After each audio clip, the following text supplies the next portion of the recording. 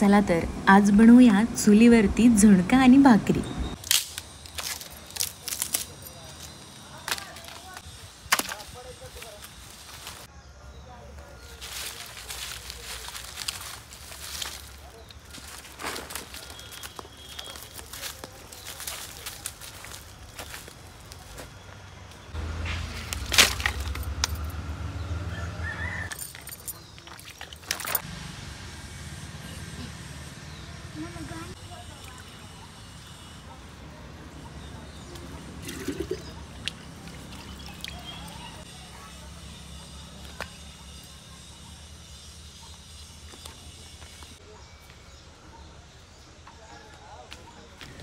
आंब्याच्या बागेतील पालापाचोळा गोळा करून आम्ही छान चूल पेटवून घेतलेली आहे। तर बऱ्याचशा मुलांना किंवा मुलींना हे माहिती नसतं की चूल आणि चुलीच्या शेजारी हे काय आहे। तर हे काय आहे सांगते। इथं जर तुम्ही भाजी बनवली तर ती तुम्ही 1-2 उकळीनंतर ह्या वैलावरती ठेवायची। ह्या वैलावरती भाजी आपल्या भाकरी होईपर्यंत शिजून निघते आणि मिळून येते। आणि जर तुम्ही दूध इकडे 1-2 उकळ्या आणून ठेवलं तर तुमचा स्वयंपाक होईपर्यंत जर तुम्ही ह्या ठिकाणी वैलावरती ठेवलं तर त्याला भाकरी एवढी साय येते आणि आपल्याला तूप भरपूर मिळतं।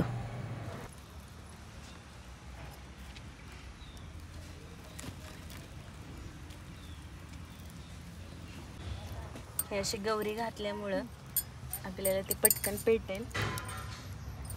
ही गौरी जे शेण असतं जनावरांचं ते शेण एक थापतात आणि थापून ते सुकवतात आणि सुकवल्यानंतर मग हे असं आपल्याला चूल पेटवण्यासाठी वगैरे उपयोगी पडतं। आत्ता ह्या गोष्टी लोप पावत आहेत। आता ह्या गोष्टी फक्त होम हवनासाठीच वापरल्या जातात, परंतु ह्यापूर्वी स्वयंपाकासाठी वापरलं जायचं।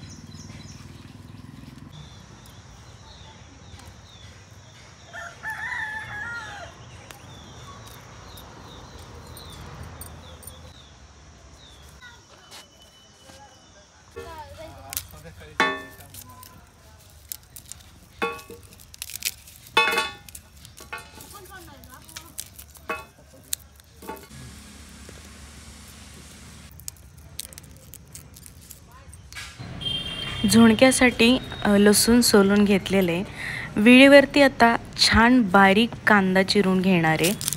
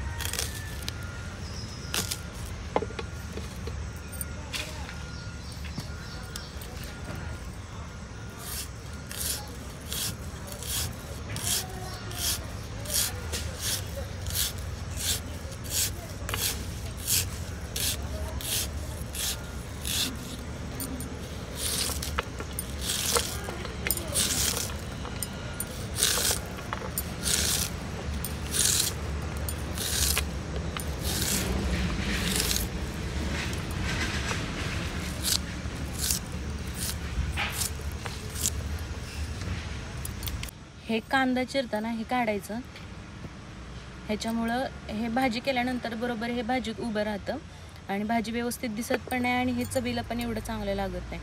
त्याच्यामुळे हे काढून टाकायचं।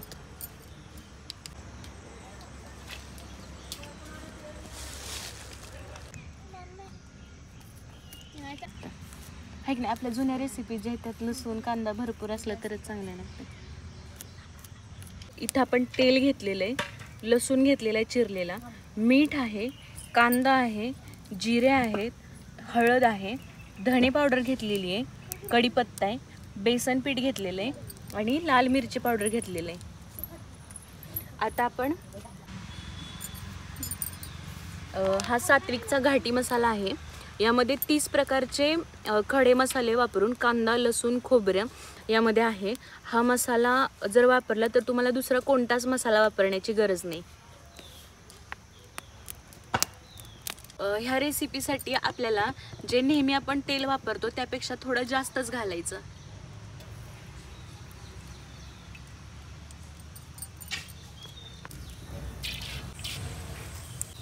मोहरी टाकलेली आहे। मोहरी तडतडली की त्याच्यामध्ये आपण एक छोटा चमचा जिरे टाकतोय।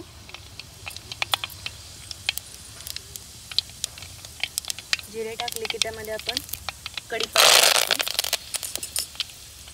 भरपूर कांदा टाकायचा।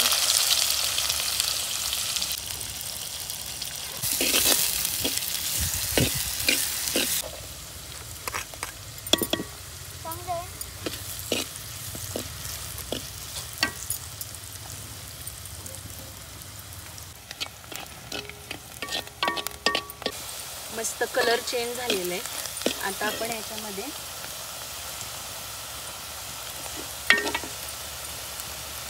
हळद टाकतो। सात्विकचा घाटी मसाला टाकणार आहे आपण ह्याच्यामध्ये।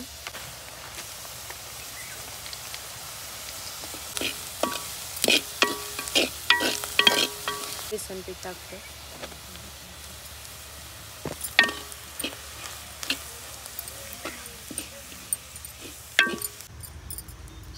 अशा प्रकारे सगळं एकजीव झालं पाहिजे। पीठ पण चांगलं भाजलेलं आहे, बेसन पीठ। आता ह्याच्यामध्ये एकदम पाणी ओतायचं नाही। पाणी एकदम ओतलं तर ह्याचं पिठलं तयार होईल।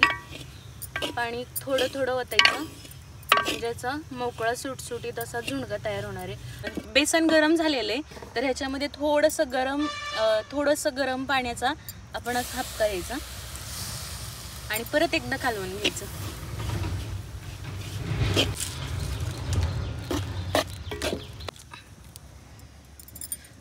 शिजवून द्यायचं।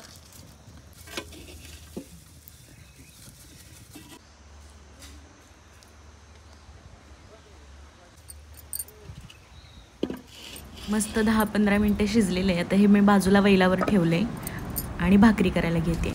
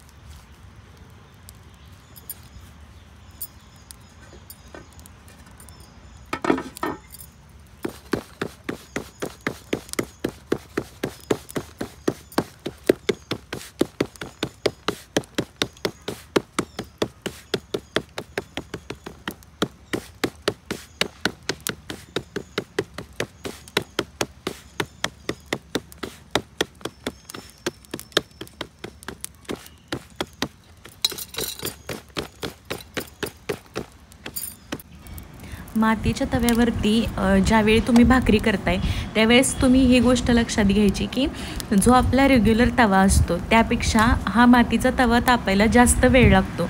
पण एकदा जर का तापला तर हा लवकर थंड होत नाही। त्याच्यामुळं जर तुम्ही अगोदर म्हणजे घरच्या तव्यावरती जेवढा वेळ तुम्ही घेताय त्यापेक्षा जास्त त्याला तापू द्या, नाहीतर भाकरी खराब होईल पहिली। तुम्ही बघताय मस्त भाकरी पचलेली आहे। पाठीमागच्या बाजूने पण छान भाजलेली। आता तिला हारावरती ठेवलेली आहे। गॅसवरच्या भाकरी मऊ पडतात, तशा चुलीवरच्या भाकरी अजिबात मऊ पडत नाहीत। छान खरपूस भाजतात, पापुड्या येतो।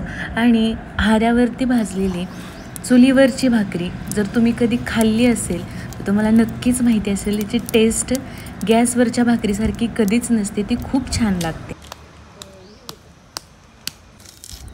आज गावाकडचाच बेत असल्यामुळं तोंडी लावण्यासाठी कांदा घेतलेला आहे। ज्वारीची आणि बाजरीची भाकरी घेतलेली आहे, त्याच्यावरती हा मोकळा झुणका आणि सात्विकचा मसाला, त्याच्यावरती तेलाची धार आणि कैरी घेतली होती, ती नंतर घेतली त्याच्यामुळं व्हिडिओमध्ये दिसत नाही आहे। तर असे व्हिडिओ तुम्हाला कसे वाटतात हे आम्हाला कमेंटमध्ये नक्की सांगा।